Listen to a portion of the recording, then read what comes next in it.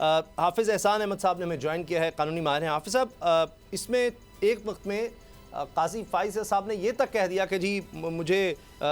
یہ کہنے دیجئے کہ مجھ سے بڑی غلطی ہو گئی کہ میں نے فل کورٹ بنا دیا، لیکن آخرکار خیر فیصلہ تو آ گیا فل کورٹ سے۔ اب آئندہ آپ کو لگتا ہے کہ شاید کم ہی ضرورت پڑے گی دوبارہ فل کورٹ بنانے کی، کیونکہ فیصلہ تو آ گیا اور اکثریت بڑی واضح ہے اس میں 10-5 سے؟ بسم اللہ الرحمن الرحیم، آپ کا بہت شکریہ۔ جو پاکستان کا اوپن کورٹ کا فل کورٹ ہوا تھا وہ ہوا تھا 2015 کے اندر، اور آپ دیکھیں 8 سال اس چیز کو ہو گئے ہیں۔ جو دوسرا ان سائڈ فل کورٹ تھا وہ لاسٹ میٹنگ اس کی ہوئی تھی 2019 کو، اور اس کو 4 سال ہو گئے ہیں۔ اب اس جو فل کورٹ کی ضرورت اس لیے پیش آئی کہ چونکہ پارلیمنٹ نے ایک ایکٹ پاس کیا جو پریکٹس اینڈ پروسیجر ہے،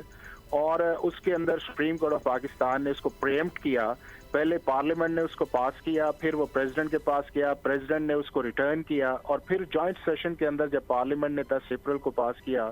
تو سپریم کورٹ نے، جو کہ لا کے کانسٹیٹیوشن کے اندر یہ ہے کہ اگر دوبارہ وہ بل پارلیمنٹ پاس کر دیتی ہے تو امیڈیٹلی 10 دن کے اندر اندر جو ہے وہ ایکٹ آف دا پارلیمنٹ بن جاتا ہے۔ تو سپریم کورٹ کے اندر کچھ پٹیشنز گئیں، اور سپریم کورٹ آف پاکستان نے 13 اپریل کو اس کے اوپر ایک انٹرم آرڈر پاس کیا، اور وہ 8 ججز نے آرڈر پاس کیا۔ 3 پٹیشن جو تھیں اس وقت فائل ہوئی تھیں، اور وہ آرڈر پاس 3 گراؤنڈز کے اوپر ہوا۔ ایک اس کے اندر یہ آیا کہ یہ انڈیپینڈنس آف جوڈیشری ہے، دوسرا اس کے اندر یہ آیا کہ پارلیمنٹ کی لیجسلیٹو کمپیٹنسی نہیں ہے، اور تیسرا اس چیز کے اندر آیا کہ یہ صرف اور صرف اختیار جو ہے وہ پاکستان کی سپریم کورٹ کا ہے۔ لیکن اس کے اوپر جو سب سے پہلا ڈائسینٹنگ نوٹ جو تھا وہ جو اس وقت چیف جسٹس آف پاکستان ہے، انہوں نے ایک نوٹ لکھا فار دا چیف جسٹس کہ آپ صرف اس کو سسپینشن پہ نہ رکھیں بلکہ اس کا فیصلہ کریں، اور انہوں نے جتنی دیر تک انہوں نے کہا کہ اس کا فیصلہ نہیں ہوگا میں کوئی کیس نہیں سنوں گا، کیونکہ میں یہ سمجھتا ہوں کہ جو پارلیمنٹ نے لا پاس کیا ہے اس کو اس طرح سسپینشن کے اندر نہیں جانا چاہیے۔ اب یہ ہے کہ اس کے بعد اس کی 3 مئی کو ہیئرنگ ہوئی، اور اس کے بعد آج تک اس کی ہیئرنگ جو تھی، یعنی کہ جو جب چیف جسٹس نے چارج سنبھالا اور انہوں نے پہلا کام یہ کیا کہ 18 کو جب اس کو فکس کیا پچھلے ماہ کے اندر، تو وہ اسی طرح کیس کوئی ہیئرنگ نہیں آئی تھی۔ اب جب اس کے اندر آیا تو 5 ہیئرنگ اس کے اندر آئیں، اور چیف جسٹس نے چونکہ سپریم کورٹ سے ریلیٹڈ ہی تھا، اور ایشو یہ تھا کہ سپریم کورٹ یا خود فیصلہ کرے، تو فل کورٹ انہوں نے بالکل ان کا وائز فیصلہ تھا، اور آپ نے دیکھا کہ انہوں نے کہا کہ جب میں نے یہ بنایا تو کسی نے اعتراض بھی نہیں کیا۔ تو اگر آپ اس سٹیٹمنٹ کے 2 کانٹیکسٹ لیتے ہیں، ایک تو انہوں نے لائٹر سائڈ پہ کہا کہ جی مجھے تو بنانا نہیں چاہیے تھا، اور دوسرا انہوں نے کہا کہ جب میں بنا رہا تھا تو کسی نے اعتراض بھی نہیں کیا کہ آپ نہ بنائیں اس چیز کے اندر جی۔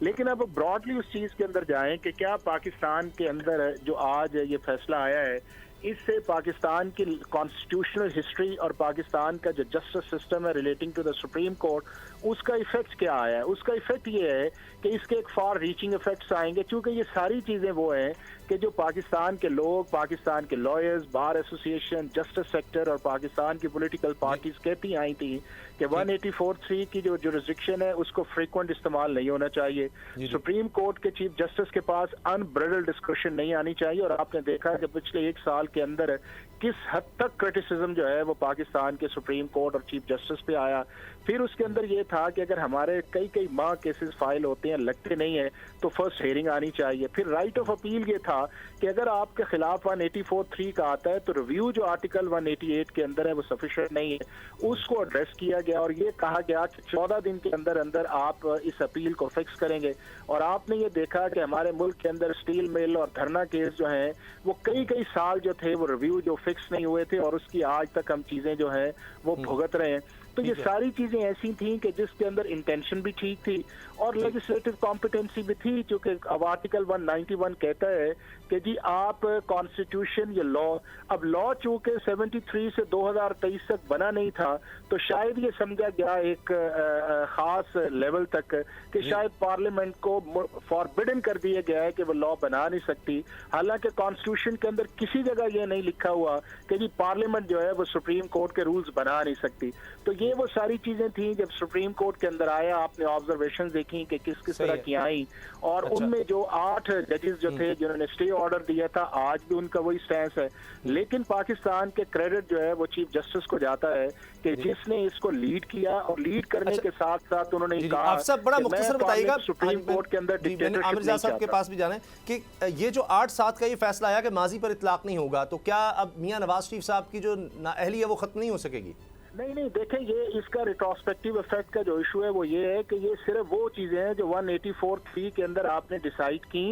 اور ان کے خلاف جو ہے وہ اپیل فائل نہیں ہوئی. اب یہ ہے کہ جو چیزیں 184(3) کے اندر ڈیسائیڈ ہو چکی ہیں اور اس کے بعد آپ نے ریویو جو آرٹیکل 188 کا استعمال کر چکے ہیں، تو اس سچویشن کے اندر یہ ہے کہ یہ لا تو اپلائی ہی نہیں کرتا. اب صرف جو اس کا ریٹروسپیکٹیو افیکٹ تھا کہ جی آپ اس کے 30 ڈیز کے اندر اپیل کر لیں، وہ صرف اس صورت کے اندر تھا کہ اگر آپ کا ریویو آرٹیکل 188 کے نیچے ڈیسائیڈ نہیں ہوا. تو میاں صاحب کا جو تھا 184(3) کا بھی ڈیسائیڈ ہوا ہے، ان کا ریویو بھی اس کے اندر ڈیسائیڈ ہوا ہے. تو لہٰذا یہ لا کسی بھی کانٹیکس کے اندر میاں صاحب کو ریٹروسپیکٹیولی فائدہ نہیں دیتا تھا. اور اب سپریم کورٹ نے اس کو اور بھی کلیریفائی کر دیا ہے کہ اس کا جو اطلاق ہے وہ پراسپیکٹیولی ہے، یعنی کہ ان کیسز کے اوپر آئے گا کہ جن کیسز کے اوپر آرٹیکل 188 کے نیچے جو ہے 184(3) کو یعنی آج کے قانون کے مطابق میاں صاحب الیکشن نہیں لڑ سکتے، وہ پرائم منسٹر نہیں بن سکتے؟ نہیں، وہ تو یہ ہے کہ آلریڈی دیکھیں ان کے خلاف 2 کنوکشنز ہیں العزیزیہ کی، اور اس کے ساتھ ساتھ ان کے پاس ہے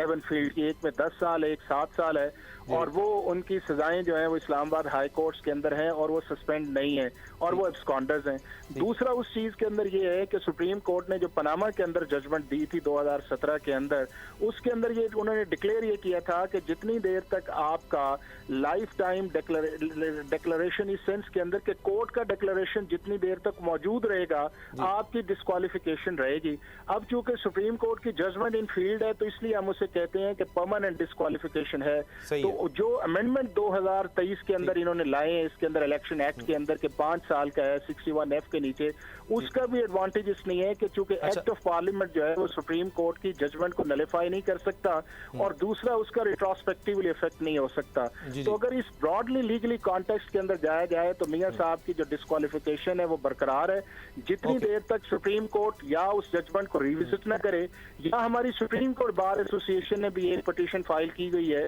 کہ جی جو لائف ٹائم بین ہے وہ ہارش ہے، اس کو ریکنسیڈر کرے. اور ہمارے ججز سپریم کورٹ نے آبزرویشن بھی دی ہوئی ہے کہ پرماننٹ ڈسکوالیفیکیشن جو ہے وہ نہیں آنی چاہیے. تو جتنی دیر یہ ججمنٹ موجود ہے یا ان کی کنوکشن موجود ہے وہ اتنی اسی طرح رہے گا. دوبارہ اس کو ٹھیک ہے، وہ دوبارہ سے پھر شاید سپریم کورٹ میں آ سکیں. اگر آپ کو یہ ویڈیو پسند آئی تو سبسکرائب کریں اور بیل پر کلک کریں. سبسکرائب کریں اور بیل دبائیں تاکہ کوئی خبر رہ نہ جائے.